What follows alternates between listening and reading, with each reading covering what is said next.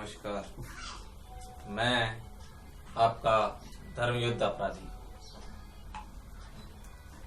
मैं आज आपको एक अपरिचित से मिलवाने आया। वही अपरिचित जो हमेशा आपके साथ रहता था, हर कदम आपके साथ रहता था, आपकी हर संभव कोशिश करता था कि मदद हो सके, लेकिन आपने कभी भी उस अपरिचित की तरफ ध्यान नहीं दिया। आज मैं आपको उसी चिरपरिचित अपरिचित से मिलवाऊंगा, लेकिन उस अपरिचित से मिलवाने से पहले मैं आपको कुछ घटनाएं और कुछ नाम बताना चाहता हूं। ये ऐसे नाम हैं या ऐसी घटनाएं हैं जो आजकल भारत में या यूं कहिए पूरे विश्व में बहुतायत में हो रही हैं, एक बड़े पैमाने पर हो रही हैं।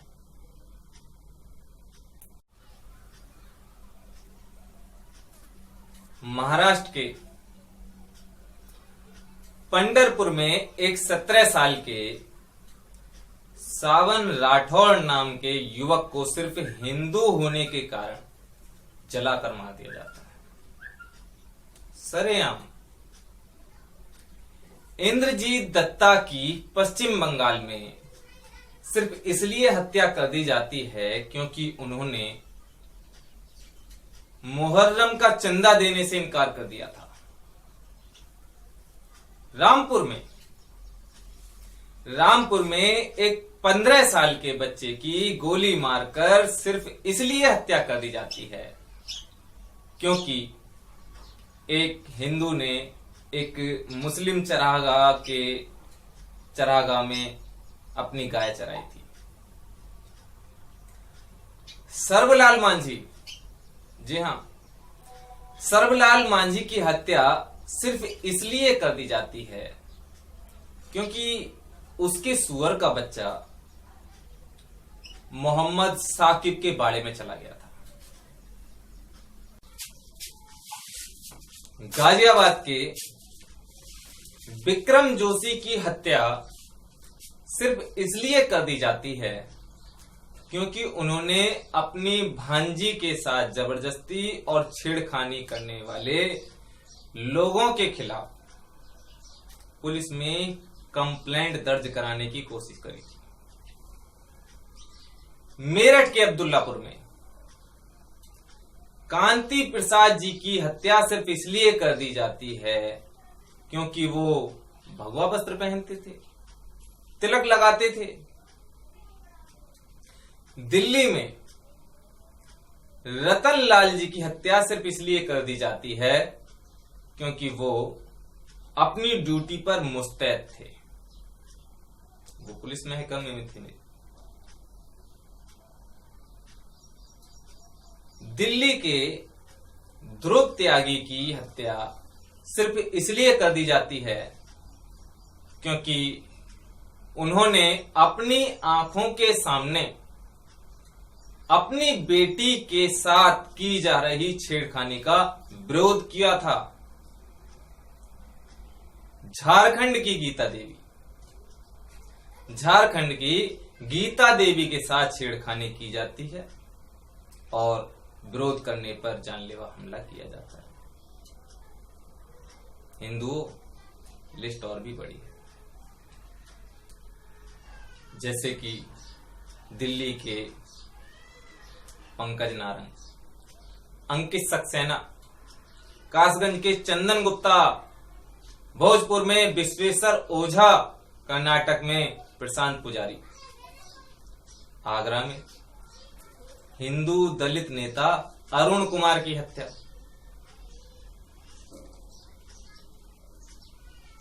कौन है ये लोग? कहां से आते हैं? कैसी मानसिकता है इनकी? ये सोच इनकी विकसित कैसे हुई? किन किताबों को पढ़ते हैं ये? किन स्कूल या कॉलेजों में जाते हैं? कैसी संगत में बैठते हैं? कौन है ये लोग? आज आपको ये समझना पड़ेगा।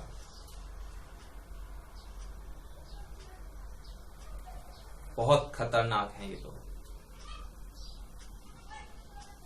जिनके लिए आपकी बहन बेटियां खिलौने से ज्यादा कुछ नहीं। आपकी बहन बेटियां, आपके घरों की औरतें इनका टारगेट हैं और बाकायदा इसके लिए इनको फंडिंग की जाती है। बहुत सारे उदाहरण आए हैं। ये आपकी बहन बेटी को फंसाते हैं, जाल बिछाते हैं। इतना ही नहीं, ये आपकी बहन बेटी को फंसाने के लिए उस पर अपना प्रेम जाल फेंकने के लिए हाथों में कलावे बांधते हैं, गले में हनुमान जी का लॉकेट भी पहनते हैं, और तो और ये नकली पादरी भी बन जाते हैं। जी हां, नकली पादरी। हुगली में भस्त्रास क्रिश्चियन होम,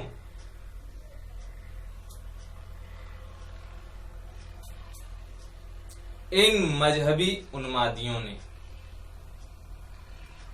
सिर्फ हिंदू लड़कियों को अपने शिकार बनाने के लिए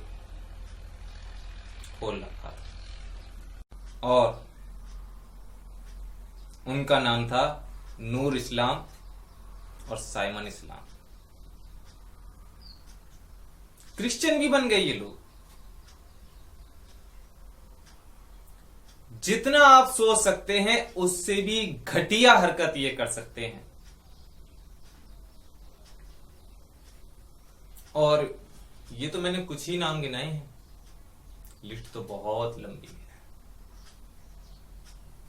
यहां जो भी व्यक्ति आपको जगाने आता है, इन हकीकतों से आपको रूबरू कराने आता है, ये लोग उसकी हत्या कर देते हैं।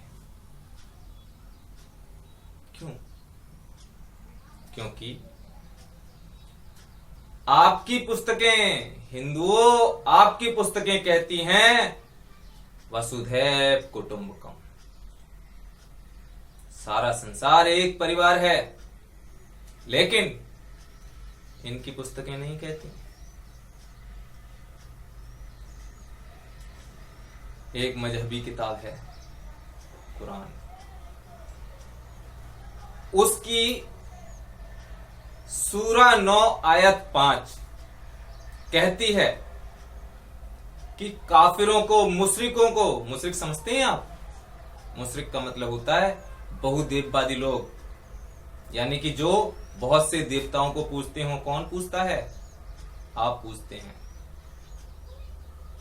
काफिर उसको कहते हैं जो अल्लाह को नहीं मानता, रसूल को नहीं मानता, कुरान को नहीं मानता, और अल्लाह, रसूल और कुरान के कहे पर नहीं चलता, वो काफिर होता है। वो अल्लाह के अलावा अगर किसी और को पूज रहा है तो वो कुफ्र कर रहा है, और कुफ्र की एक ही सजा है। क्या सजा है? सुन लीजिए। कुरान की सूरा 9 आयत 5 कहती है कि काफिरों को जब हराम महीने बीत जाएं, तब मुशरिकों को, काफिरों को जहां पाओ वहां उनको पकड़ो, घेरो, उनकी घात लगाओ और बेतामुल उनका कत्ल कर दो। बेतामुल का मतलब बिना रहम दिखाए। समझ सकते हैं आप। कुरान की सूरा 47 आयत नंबर 4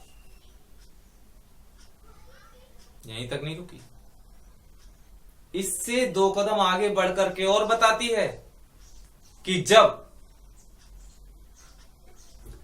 जब इन काफिरों से आपका मुकाबला हो। काफिर कौन? काफिर हैं आप।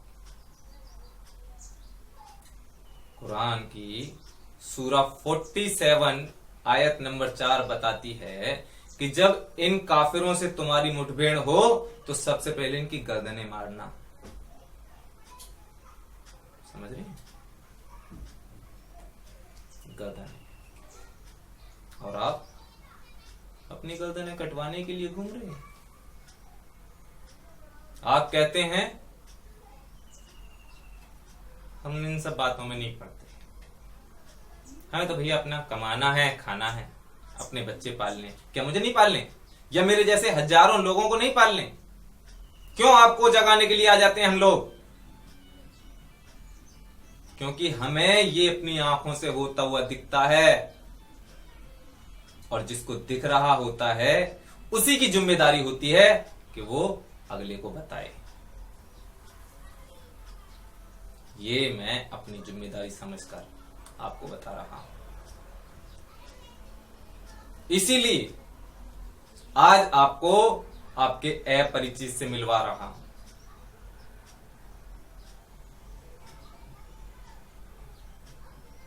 ये जितने भी मामले हो रहे हैं आपको छोटे लेवल पर होते हुए दिखाई देते हैं, लेकिन मैं अपने आप को धर्मयुद्ध अपराधी क्यों कहता हूं?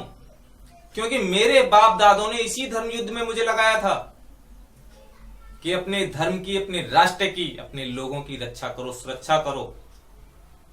ये सब हो रहा है उनके साथ, लेकिन मैंने इस धर्मयुद्ध में अपना कोई भी रोल अदा नहीं किया, कोई भूमिका नहीं अदा की।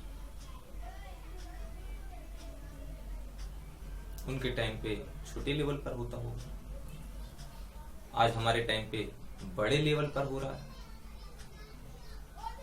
कल आप एक आर्यावर्त में रहते थे, फिर आप अखंड भारत में हुए, और आज आप हिंदुस्तान में हैं।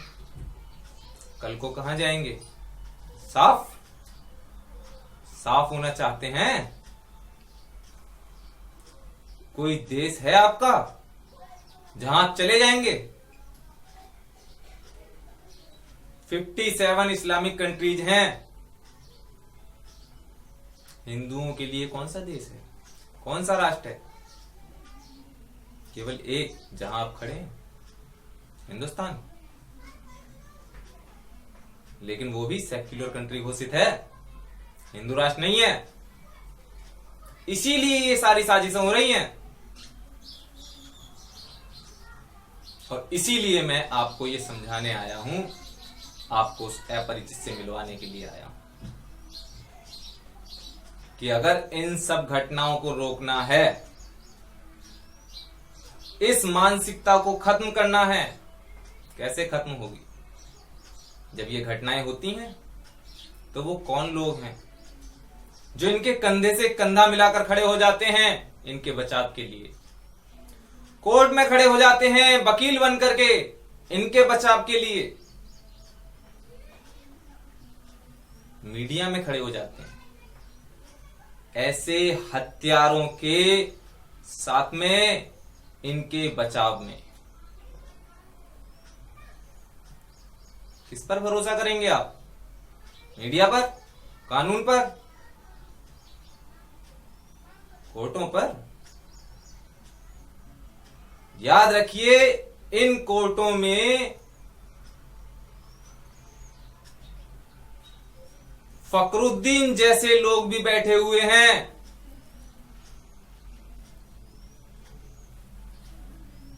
जो अदालत में सीधे सीधे खुले तौर पर यहां तक कह देते हैं कि हिंदुओं से पिटकर आ गए तुम, गोली क्यों ना मार दी, मैं बैठा था हूं यहां।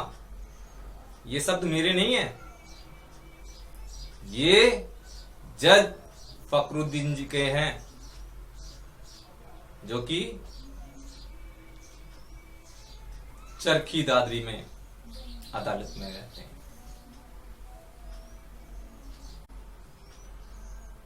मैं ये नहीं कहता आप कानून पर भरोसा मत कीजिए, मैं ये नहीं कहता आप अदालतों पर भरोसा मत कीजिए, क्योंकि हमारे देश में एक संविधान है जिसके तहत अदालतें तय करती हैं कि आपको कौन सी सजा देनी है, आपके जुर्म का प्रकार क्या था, ये कोर्ट का काम है। लेकिन आप अपने परिवार की और अपने लोगों की, अपने समाज की, अपने इस राष्ट्र की रक्षा के लिए हर शहर में, हर गांव में, हर गली में, हर मोहल्ले में एक अपरिचित पैदा कर लीजिए। आपने देखी है अपरिचित फिल्म? एक मद्रासी फिल्म थी, उसके हिंदी वर्जन का नाम है अपरिचित। अगर आपने नहीं देखी तो देख लीजिए, ताकि मेरी बातें आपको आसानी से समझ में आ सकें।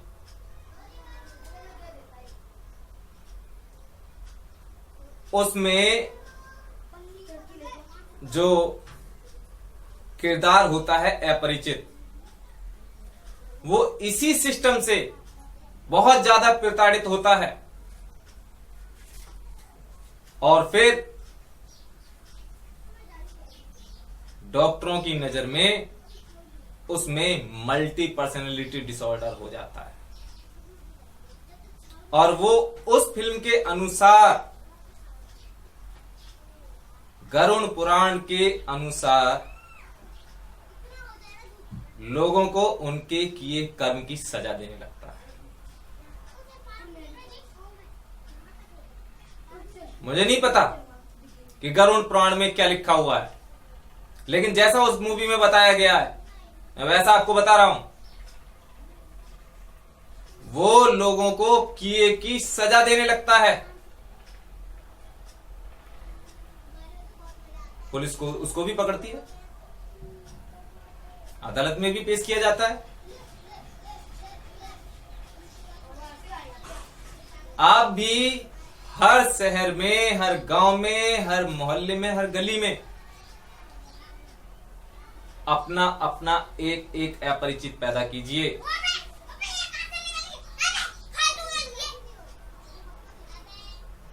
जो कि अपराधी के किए गए अपराध के लिए उसको सजा दे सके।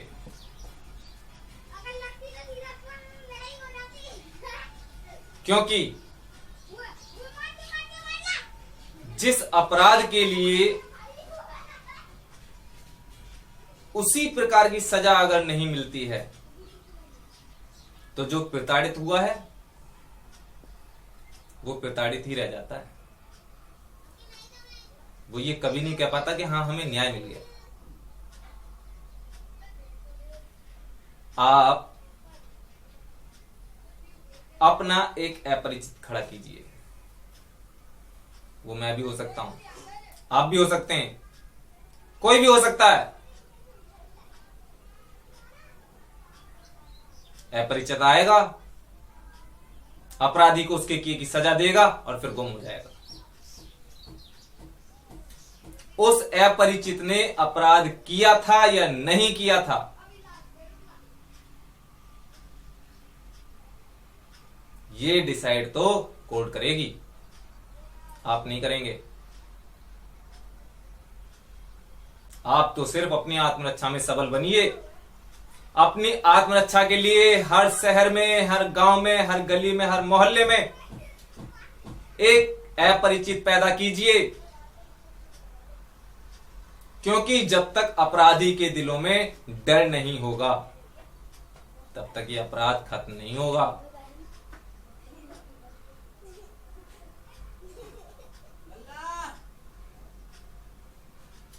तो आप अपरिचित का इंतजार मत कीजिए, अपने अपरिचित स्वयं बनिए। अपने समाज के, अपने राष्ट्र के अपरिचित आप स्वयं बनिए। अपनी जिम्मेदारियों से मत भागिए। ये आपकी जिम्मेदारी है कि आप अपने परिवार को बचाएं, स्वयं को बचाएं, अपने समाज को बचाएं। ये किसी और की जिम्मेदारी नहीं है, ये आपकी जिम्मेदारी है। अपनी जिम्मेदारी को अपने कंधों पर लीजिए और हर जगह एक एक अपरिचित पैदा कीजिए जो आएगा, अपराधी को उसके अपराध की सजा देगा और फिर से गुम हो जाएगा। उस अपरिचित ने अपराध किया था या नहीं किया था, अपराधी को उसके अपराध की सजा देकर, यह निर्णय तो कानून करेगा, कोर्ट करेगा। आप ये मत सोचिए कि अपरिचित आएगा और अपराधी को उसके किए की सजा देगा तो वो अपरिचित भी अपराध करेगा। ये सोचना तो कोर्ट का काम है, आपका नहीं। आप कानून के दायरे में रहकर एक अपरिचित बनिए।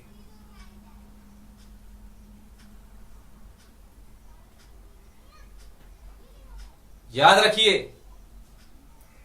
कि द्वंद्व कहां तक पाला जाए,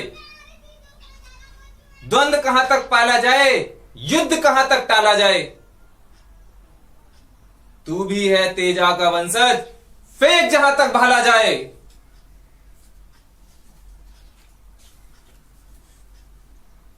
फेंक जहां तक भाला जाए।